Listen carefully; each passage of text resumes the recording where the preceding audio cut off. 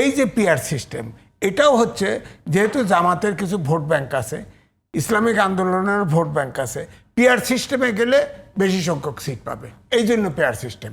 এখানে দেশ এবং জনগণ কোনো ধারণার মধ্যে নেই।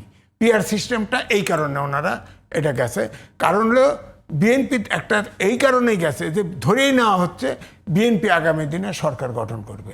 গাজী ভাইয়ের দল জামাত ইসলামকে ইসলামিক দল মনে করে না। আপনি ওনাদের নায়েবে আমির ফয়জুল করিমের ইউটিউবে ভাষণ আছে যে সমাজতন্ত্রীরা যদি কোনো দেশে ক্ষমতায় যায় সেখানেও ইসলাম কায়েম হওয়ার সম্ভাবনা আছে, কিন্তু জামাত যদি ক্ষমতায় যায় কিয়ামতেও ইসলাম ধর্ম কায়েম হবে না, ওনাদের বক্তব্য। হ্যাঁ, এছাড়া যত আলেম আছে, সুফিবাদী আছে, সবাই জামাতের বিরুদ্ধে। এখন ইসলামিক দল না, ওই ইসলামিক দল ওনারা ওই জন্য এটি মতটা এটা ইসলামিক দল মনে করেন না, তো এটা রেকর্ড আছে তো, রেকর্ড আছে তো। কিন্তু এখন ঐক্যবদ্ধ হয়েছে ভাই, এখন ঐক্যবদ্ধ হয়েছে ছুটতে কতক্ষণ, আদর্শে তো মিল নাই। এটা হলো ক্ষমতায় যাওয়ার জন্য ঐক্য করছে, যে কোনো জায়গায় সময় বেজার লেগে যেতে পারে।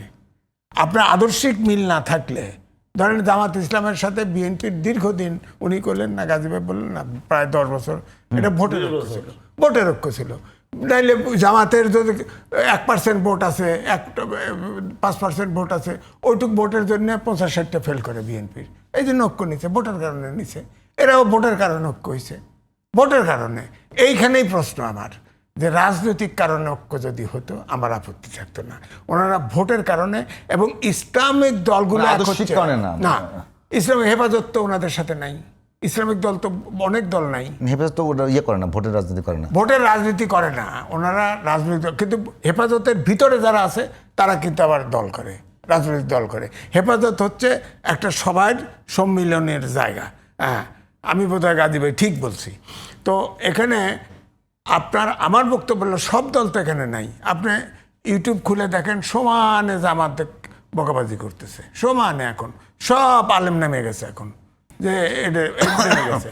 তো এখন আমার বক্তব্য হচ্ছে এই যে পিআর সিস্টেম, এটাও হচ্ছে যেহেতু জামাতের কিছু ভোট ব্যাংক আছে, ইসলামিক আন্দোলনের ভোট ব্যাংক আছে, পিআর সিস্টেমে গেলে বেশি সংখ্যক সিট পাবে, এই জন্য পিআর সিস্টেম।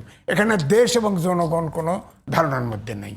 পিআর সিস্টেমটা এই কারণে ওনারা এটা গেছে, কারণ হলো বিএনপি একটা এই কারণেই গেছে যে ধরেই নেওয়া হচ্ছে বিএনপি আগামী দিনে সরকার গঠন করবে, এই জন্য বিএনপির বেরি ফরান, মানে স্বাধীনভাবে কাজ না করতে পারে, আটকান। হ্যাঁ, এখন আপার হাউসও করছে, নিচের কক্ষে আইন করবে, উপরের কক্ষে আটকে যাবে, ধরেন আটকায় গেল, লাভ হলো কি? আইন হলো না। এবার তো আইন করতেছে ওনারাই, যে আগে স্থানীয় সরকার ডেভেলপমেন্ট ওয়ার্ক স্থানীয় সরকার করবে, আর সংসদ আইন করবে। আইনের জায়গায় যদি আপার হাউসে যদি আটকায় যায় তাহলে তো আটকে গেল, তো লোয়ার হাউসে তো কোনো কাজ থাকছে না, আপার হাউসেও কাজ থাকছে অথবা লোয়ার হাউসে কাজ থাকতেছে না। ধরেন এমনটি যদি হয় যে লোয়ার হাউসে আইন করলো, আপার হাউস ধরেন 100 দিন বা 1 মাসের বেশি ঠেকায় রাখলে অর্থ বিল আকারে প্রেসিডেন্ট অনুমোদন দিয়ে দিল, তাহলে লোয়ার হাউস দরকার নেই, আপার হাউস দরকার নাই। আবার যদি হয় যে লোয়ার হাউসে আইন হলো, সিম্পল মেজরিটি হলেও উচ্চ কক্ষে পাশ করতে হবে, আমেরিকায় আছে না সিস্টেম। এখন 1% বেশি ভোট হলে 100টার ভিতরে 51টা যদি ভেটো দেয় কোনো আইনে, আইন পাশ হবে না, আটকে গেল দেশ, আটকে গেল, আইন হবে না। সুতরাং আমি এই জন্যে বলছি, ধরেন ওই একটা টেলিভিশন ওনার সাথে ঝগড়া লাগছিল, আমি বলি কারণটা বলি। ওনারা 18 সালের নির্বাচনে, সংসদ নির্বাচনে সব জায়গায় নির্বাচন করছে এবং ওনাদের হাত পাকার একটা পোস্টার ছেঁড়া পড়ে নেই, আর বিএনপি কিন্তু দাওয়া খায়া শেষ। হ্যাঁ, তারপরে আপনার স্থানীয় সরকার নির্বাচনে লাস্ট ইলেকশন বরিশালে যখন ওনাদের প্রার্থীকে মানে আহত করছে, রক্ত বার করছে, ওনারা উল্টায় গেছে। ওনারাও যে উল্টাবে না এটা নিশ্চয় থাকি। এখন পিআর সিস্টেম করতে গেল, আমি একজনের নাম বললাম আনঅফিসিয়ালি, ওনারাও তো উল্টা যেতে পারে, উল্টাইছে তো, রেকর্ড আছে তো। সুতরাং পিআর সিস্টেম এই জন্যই বলছি, জাতীয় ইস্যুতে আপনি দেখেন শেখ হাসিনা পালায় গেছে, এখনো আমরা বলি যে চরম হিন্দুত্ববাদী সরকার ভারতে আসে, কিন্তু তারা পার্লামেন্টারি পার্টির ডিসিশন নিয়ে শেখ হাসিনাকে আশ্রয় দিছে। এবং ওখানে দেখেন আওয়ামী লীগের প্রায় 100 নেতা ভারতেই আছে, সবগুলো লোক বিরাট বিরাট বাড়ি ভাড়া করে থাকতেছে, আরামায়েশে থাকতেছে, তারছে না। কারণ ওদের পার্লামেন্টারি পার্টি মানেই হচ্ছে রাষ্ট্র ডিসিশন নিছে, তাদের নিরাপত্তা দিবে, তাদের রাখবে। আমাদের দেশে তো ন্যাশনাল ইস্যুতে কোনো হয় না। এখন পাকিস্তান বাংলাদেশ খেলা হইলে আপনি পাকিস্তানের সাপোর্টার পাবেন, ভারত বাংলাদেশ খেলা হলে, ক্রিকেট খেলা হইলে আপনি ভারতের ইয়ে পাবেন। এত দুর্ভাগা জাতি আছে কোথায়? জাতি গঠন করতে এই দেশের রাজনীতিবিদরা ব্যর্থ হয়েছে।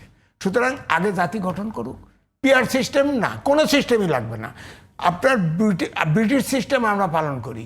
ব্রিটিশে রাজা আছে, রাজা সরকার ভেঙে দিতে পারে, আবার রাজা প্রধানমন্ত্রী আছে, পার্টির থেকে প্রধানমন্ত্রীও হয়, কিন্তু সে দেশে কোনো রিটেন লিপিবদ্ধ কোনো কনস্টিটিউশনও নাই। হ্যাঁ, তারা ড্রাফটের উপরে চলে, কোনো সমস্যা তো হয় না। এখনও পৃথিবীতে ওয়েস্টমিনিস্টার সিস্টেম গণতন্ত্র কিন্তু স্বীকৃত, অ্যাকসেপ্ট করে। আবার আমেরিকাতে দেখেন, একটা স্টেটে পপুলার ভোটে একজন একটা বেশি পাইলে পুরা সিনেট মেম্বার কংগ্রেস লয়ে যায়। তারা তো চলতেছে, গোলমাল করে না, ঝগড়া করে। এবার ট্রাম্প এসে ঝগড়াঝাটি করছে, কিন্তু ফাইনালি তো মেনে নিছে। কিন্তু আমাদের দেশে ওই অন্তর্বর্তীকালীন না, ওই তত্ত্বাবধায়ক সরকার, 5টা 7টা ফেরেস্তা এনে দিতে হবে, ফেরেস্তা এনে ইলেকশন করে দিবে। ওনারা আল্লাহ, ওনারা দেশ চালাবে। ওনারা ইলেকশন করতে পারে না, পলিটিশিয়ানরা নিরপেক্ষ ইলেকশন করতে পারে না, 5টা ফেরেস্তা এনে ধরে দিতে হবে। বলেন তো দেখি কতদিন এটা চলবে? তো সুতরাং আমার বক্তব্য হচ্ছে, এদেশের যে ভোটাররা, ধরেন পিআর সিস্টেম, আমি বুঝলাম, একটু বুঝাই দিলাম, হয় বুঝলেন। সাধারণ লোক পিআর সিস্টেম বুঝবে কেমনে? ওই ঘরে ঘরে যা কইতে হবে, ভাই 2টা ভোট এখানে একটা সিল মারেন নৌকার ভিতরে, বা পাখার ভিতরে, অথবা ধানের শীষে মারেন, আর এখানে আপনার ক্যান্ডিডেটকে মারেন। এইভাবে 2টা ব্যালট তো হইতে পারে, একসাথে নির্বাচন হলে এটা হইতে পারে। তো এটা তো বুঝাইতে বুঝাইতে তো অবস্থা খারাপ। এখন দেখেন, বাংলাদেশের এত পাড়াগাঁয়ের একটা সাধারণ নারী, সেও মনে করে যে ক্যান্ডিডেট যে হয়েছে তার কাছ থেকে পয়সা নেওয়া আমার জায়েজ, মানে আমার অধিকার। অর্থাৎ উনি যে ইনডাইরেক্টলি চাঁদাবাজ হয়ে গেছে তাও বোঝে না। সেটা কন্টিনিউ করা উচিত হবে না, প্রশ্নই আসে না। এই জন্য প্রত্যেকটা পার্টিকে আগে প্রথম হচ্ছে সৎ লোক বাঁচতে হবে। রাজনীতিতে সৎ লোক দারুণ অভাব, সৎ লোক আগে। যোগ্যতার চাইতেও আমি মনে করি এই দেশে এখন রাজনীতিবিদদের সৎ লোক বাঁচা দরকার। আগে সৎ লোক, এবং সে আপনি যদি ধর্মীয় হয়, একদম ওই দেখেন না, ওত নেয়, আপনি একেবারে কোরআন শরীফ, সব মুসলমান হলে কোরআন শরীফ, আর হিন্দু হলে গীতা মিতা দিয়ে তওবা করা, যে তুই আর জীবনে ঘুষ খাবি না, এইটা আগে দিয়ে শুরু করতে হবে। সুতরাং আমার কথা হচ্ছে যে মানুষের, ধরেন এই যে আমরা ছোটবেলায় দেখছি যে ঘুষ খাইতো, যে অসৎ, মন থেকে কিন্তু ঘৃণা হতো, তাকে অ্যাভয়েড করে চলতাম। এখন টাকাওয়ালা দেশ চালায়, টাকাওয়ালা দেশ চালায়। স্বাধীনতার আগে বলতাম 22 পরিবার সব লুট করে নিল। এখন তো বাংলাদেশের 10টা বিজনেস হাউস আছে, একজোট হলে দেশে দুর্ভিক্ষ লাগাই দিতে পারে। কেউ তো কিছু করতেছে না, কেউ বিদেশে আছে, কেউ দেশে আছে, বহল তবিয়তে আছে, টাকা পয়সা খরচ করে বহল তবিয়তে আছে, কেউ কিছু করতে পারতেছে, কিছুই করতে পারতেছে না। এখন ধরেন চাঁদা নেয়। গাজী ভাইয়া তো এই কথাই বলছে যে এইসব বিষয়গুলো ঠিক না করে এত দ্রুত নির্বাচনে গেলে সেটা ভালো নির্বাচন না, নির্বাচনেই তো যেতে হবে, তাছাড়া কোনো পথ নেই। একটু